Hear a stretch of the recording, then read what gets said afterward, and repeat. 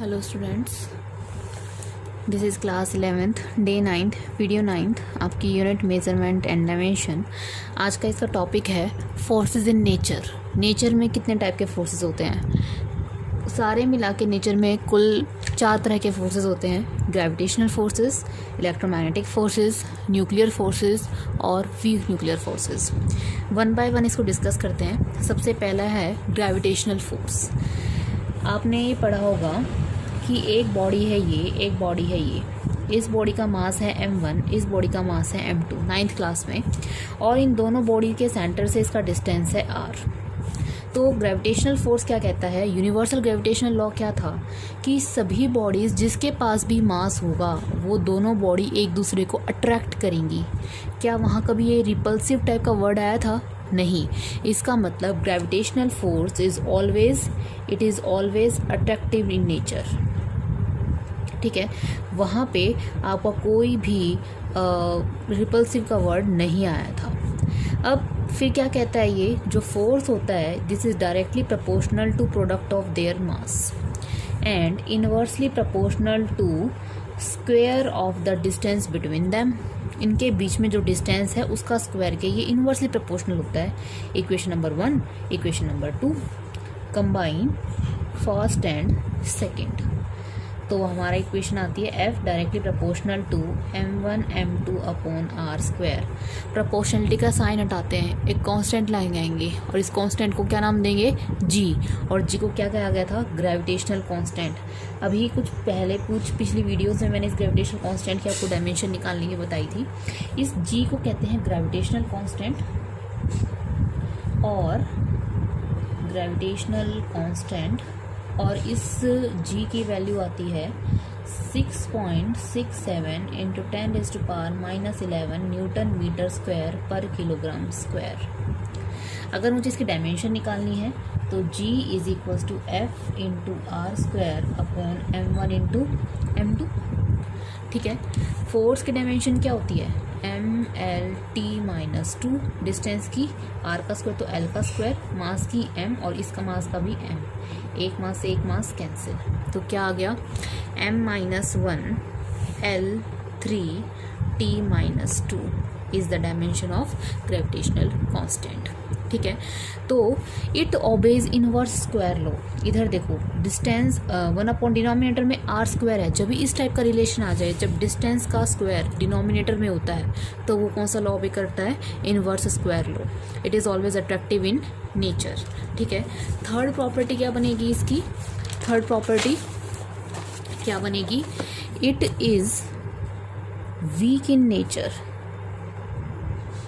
It is weak in nature. इन सब में से ये जो चारों फोर्सेस होते हैं, इनमें से सबसे जो वीकेस्ट फोर्स होते हैं ये ग्रेविटेशनल फोर्स होते हैं। Fourth, it is long range force. दोनों में डिफरेंस है। देखो, है तो short weak in nature but long range है, मतलब इनकी दूरी बहुत ज़्यादा दूर तक लगती है। जैसे हम कहते हैं कोई भी मून अर्थ के अराउंड रोटेट करता है तो मून के पास भी मास है और अर्थ के पास भी मास है, तो वो रोटेट कर रहा है।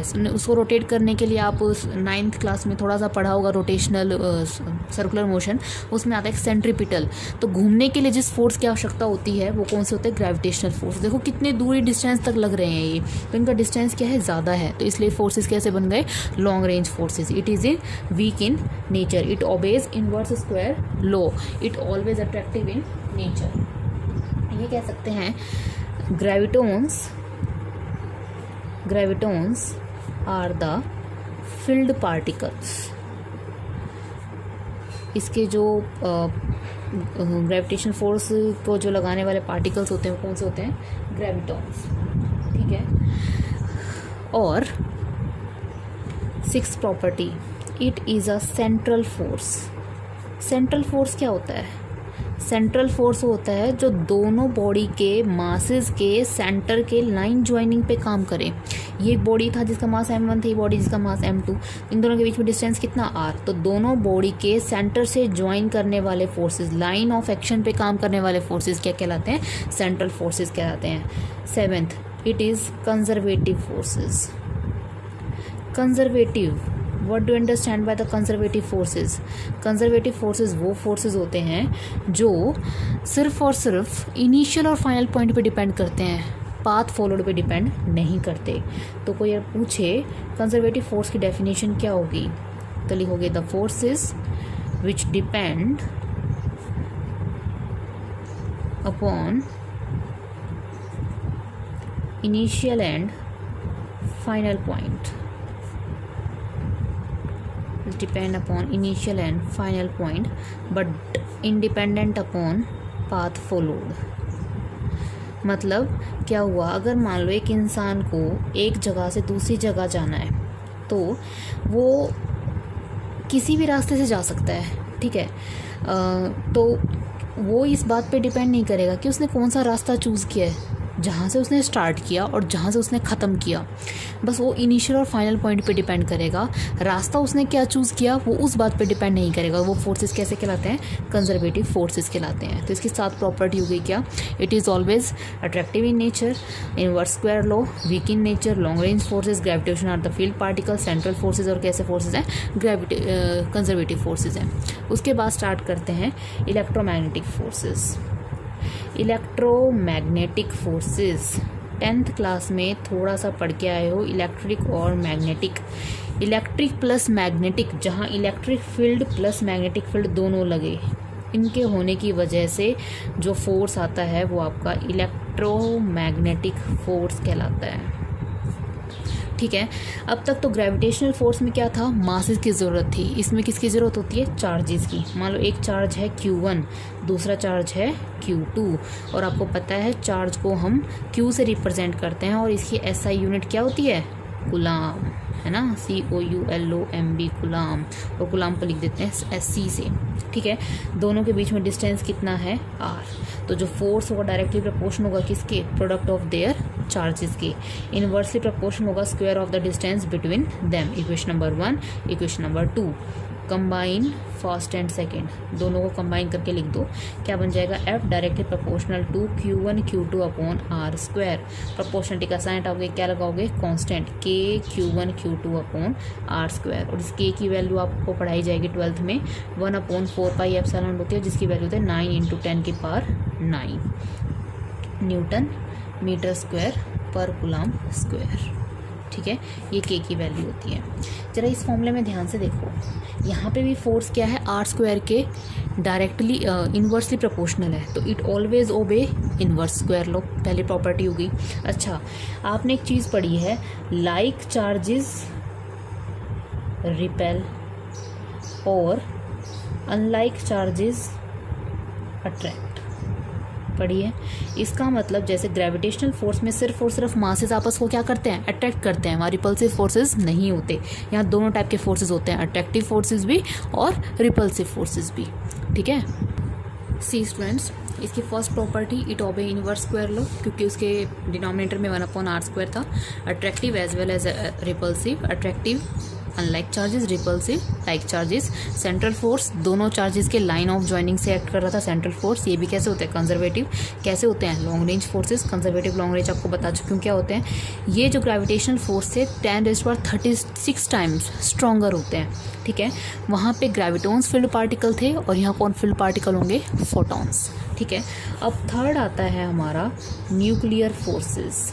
न्यूक्लियर फोर्सेस से हमारा दिमाग में जाता है न्यूक्लियर वर्ड आते ही क्या? न्यूक्लियस से। और हमें पता है जो न्यूक्लियस का साइज़ होता है, size of nucleus is equals to 10⁻⁻10 metre. और एटम का साइज़ होता है, size of atom 10⁻⁻15 metre. Sorry 10⁻, nucleus का साइज़ होता है 15 और इसका होता है एटम का साइज़ 10⁻10 मीटर। न्यूक्लियस के अंदर हमारे पास होते हैं न्यूट्रॉन और प्रोटॉन, और दोनों को मिला के बोला जाता है न्यूक्लियॉन्स। और जो इलेक्ट्रॉन होते हैं वो न्यूक्लियस के चारों तरफ ऑर्बिट में रिवॉल्व करते हैं, रिवॉल्व अराउंड द न्यूक्लियस, ठीक है। इतना हमें कुछ पता है कि भाई ये हमारे न्यूक्लियर फोर्सेस होते हैं, ठीक है, कि भाई न्यूक्लियर फोर्सेस न्यूक्लियस है। अब खुद देखो न्यूक्लियस का साइज़ कितना है, 10⁻⁻15 मीटर।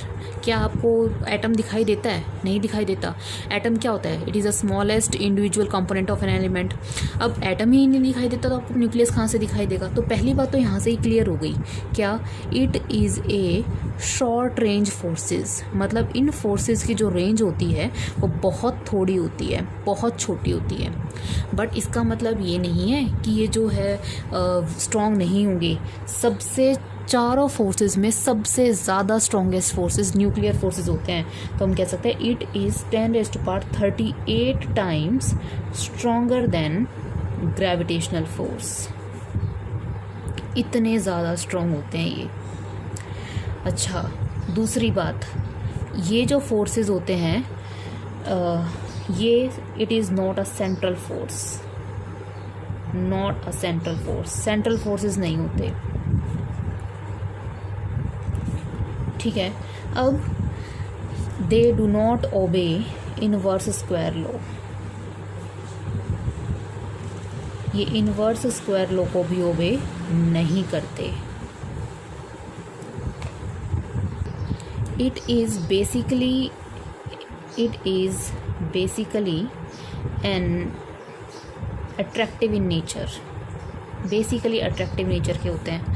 आपने जब 12th में आओगे तब भी हम आपको फ्यूज़न फ्यूज़न पढ़ाएंगे, बट 10th में भी आपने सोर्सेज ऑफ एनर्जी वाले चैप्टर में पढ़ा था fusion and fusion reaction. Uranium की रिएक्शंस पढ़ी थी, atom bomb, hydrogen bomb. Nuclear forces से बनते हैं। आप खुद देखो कितने ज़्यादा atom bomb, hydrogen bomb stronger, कितने ज़्यादा एक्जोथर्मिक रिएक्शन। एक्जोथर्मिक तो सुना होगा, जहाँ पे आपकी रिएक्शंस निकलती हैं, मतलब हीट निकलती है रिएक्टेंट साइड, कितनी भयानक मात्रा में हीट निकलती है। तो सोचो ये वाले फोर्सेज बहुत खतरनाक होते हैं। हिरोशिमा और नागासाकी की कहानी तो सबने सुनी होगी। बेशक इनका साइज बहुत ज़्यादा छोटा है, न्यूक्लियस का साइज 10⁻⁻15 मीटर है, बट ये सबसे ज़्यादा स्ट्रॉन्गेस्ट फोर्सेज हैं। ग्रेविटेशनल फोर्स से 10 गुना 38 पावर ज़्यादा स्ट्रॉन्गेस्ट फोर्सेज होते हैं, ठीक है। जैसे ग्रेविटेशनल फोर्स के हैं ग्रेविटॉन्स, इसके हैं फोटॉन्स, तो इसके जो फील्ड पार्टिकल होते हैं वो होते हैं पाइमीजोन्स। पाइमीजोन्स आर द फील्ड पार्टिकल्स।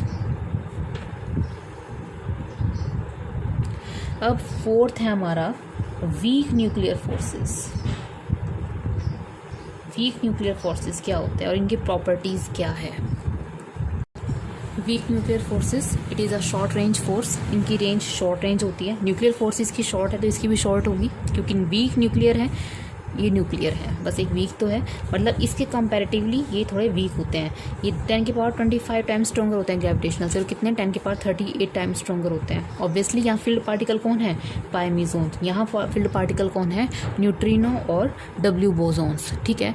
एक रिएक्शन लिख देती हूँ, शायद थोड़ा बहुत 12th में समझ में आया, कुछ समझाने की कोशिश करती हूँ। देखो, जैसे एक न्यूट्रॉन होता है, न्यूट्रॉन का 0 1, न्यूट्रॉन पे कोई भी चार्ज नहीं होता और इसका मास मैंने लिख दिया 1। अगर ये टूट के बना 1H1 हाइड्रोजन प्लस 1 इलेक्ट्रॉन। अब देखो चार्ज कंजर्व रहता है, 1 - 1 0, 1 + 0 1। बट अभी इस रिएक्शन में ना स्पिन कंजर्व नहीं है, तो स्पिन को कंजर्व कराने के लिए एक एंटी न्यूट्रिनो निकलता है, इसे बोलते हैं एंटी न्यूट्रिनो। और जहाँ आपका इलेक्ट्रॉन निकलता है, ये इलेक्ट्रॉन है, वो प्रोसेस आपकी क्या कहलाती है? बीटा डिके, ठीक है। तो these type of processes are known as weak nuclear forces, ठीक है। तो मतलब हमें अब आपने जैसे कंजर्वेशंस के बारे में पढ़ते हैं आप, कंजर्वेशन लॉज। जैसे सबसे पहला करते हैं conservation of mass. Conservation of mass में आपने पढ़ा है कि मास can neither be created nor be destroyed. कुछ कंजर्वेशन लॉज होते हैं, मास can neither be created nor be destroyed, ये होता है आपका कंजर्वेशन ऑफ मास। दूसरा होता है कंजर्वेशन ऑफ एनर्जी, पढ़ा है energy can neither be created nor be destroyed, it just simply transfer from one form to another form. Third है कंजर्वेशन ऑफ मोमेंटम। आपने second law, Newton second law पढ़ा है, F = ma, this is Newton second law. But अब आप 11th class में Newton's law की एक और फॉर्म पढ़ोगे, जिसे हम लिखते हैं F = change in momentum upon time. Change in momentum form ऐसे लिख सकते हैं, final momentum minus initial momentum upon time. ये आएगी 11th क्लास में आपकी एक फॉर्म। मैं कह रही हूँ अगर किसी सिस्टम पे फोर्स एक्टिंग 0 है तो 0 is equals to final momentum minus initial momentum. Momentum मैं आपको बता चुकी एक वेक्टर क्वांटिटी है, मोमेंटम को पी से लिखा जाता है अपॉन टाइम। उधर गया तो ये 0, यानी कि final momentum is equals to initial momentum, यानी कि मोमेंटम पहले जैसा ही है तो मोमेंटम क्या कहलाएगा, कंजर्व है। यानी कि अगर सिस्टम पे कोई फोर्स काम नहीं कर रहा तो मोमेंटम क्या रहेगा, कंजर्व। एक होता है conservation of charge, conservation of charge, ये 10th क्लास में भी आपको कराया गया होगा। अगर मान लीजिए जैसे इधर ही था, इधर यहाँ पे चार्ज कितना है 0, तो यहाँ पे 1 और -1 0, और इस पे एंटी न्यूट्रिनो पे कोई भी चार्ज नहीं होता, ये चार्ज लेस होता है, ठीक है। सिर्फ इसके पास स्पिन होता है, इस पे मास भी नहीं होता, ठीक है। तो 1 - 1 0, तो चार्ज क्या है, कंजर्व क्वांटिटी है, ठीक है। अगर आप दो बॉडीज़ को ऐसे कहते हैं कि दो बॉडीज़ को आपस में रब किया, ठीक है, इससे अगर कुछ चार्ज इधर गया है तो इसने भी कुछ ना कुछ चार्ज लूज़ किया है, ठीक है। तो जैसे अगर एक हॉट बॉडी को एक कोल्ड बॉडी का पास में रख देते हो थर्मल इक्विलिब्रियम पे, ठीक है, थोड़ी देर बाद आप देखते हो एक बॉडी गर्म है एक थोड़ी ठंडी है, थोड़े समय के बाद दोनों बॉडी का टेम्परेचर नॉर्मल आ जाता है। ठीक इसी प्रकार अगर एक बॉडी को दूसरी बॉडी के साथ रब किया जाए, अगर उनके बीच में चार्ज ट्रांसफ़र हो रहा है तो जिससे इसने चार्ज गेन किया तो ये चार्ज क्या करेगी, लूज़ करेगी, इस बॉडी से चार्ज इस बॉडी के पास आएगा, ठीक है। तो चार्ज क्या रहेगा, कंजर्व रहेगा। तो वहाँ से क्या आता है, कंजर्वेशन ऑफ चार्ज, ठीक।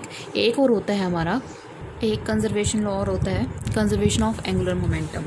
इसका एक फॉर्मूला होता है torque is equals to change in angular momentum upon time. जैसे होता है ना force is equals to change in momentum upon time, तो हम पढ़ाएंगे फोर्स के रिगार्डिंग जो प्रॉपर्टी होती है वो फोर्स तो आपकी लीनियर होती है, टॉर्क आपकी रोटेशनल। मोमेंटम, लीनियर मोमेंटम को पी से लिखा जाता है, एंगुलर मोमेंटम को एल से लिखा जाता है। तो ये बन गया torque is equals to change in angular momentum को मैं लिख सकती हूँ final momentum minus initial momentum upon time. मैं कहूँ if torque acting on the system, if the torque and acting on the system equals to 0, तो 0 is equals to final angular momentum। angular momentum vector quantity है तो मैंने इसके ऊपर arrow का निशान लगा दिया, वेक्टर का निशान लगा दिया अपॉन टाइम, उधर जाके 0, तो क्या आ जाएगा, final angular momentum is equals to initial angular momentum. इसका मतलब एंगुलर मोमेंटम क्या है, कंजर्व क्वांटिटी है, ठीक है। तो कंजर्वेशन लॉज पढ़े हमने आज, और फोर्सेज इन नेचर के बारे में पढ़ा। तो कितने फोर्सेज होते हैं हमारे पास, 4, ग्रेविटेशनल, इलेक्ट्रोमैग्नेटिक, न्यूक्लियर और वीक न्यूक्लियर। सबसे ज़्यादा स्ट्रॉन्गेस्ट कौन है, न्यूक्लियर फोर्सेस, है ना, फिर इलेक्ट्रोमैग्नेटिक, फिर वीक न्यूक्लियर, और ग्रेविटेशनल सबसे वीक इन नेचर होते हैं। इसके बाद हमने पढ़ा कंजर्वेशन लॉज के बारे में। कंजर्वेशन लॉज में conservation of mass, conservation of energy, conservation of momentum, conservation of charge and conservation of angular momentum, ठीक है। तब तक students stay home, stay safe, thank you.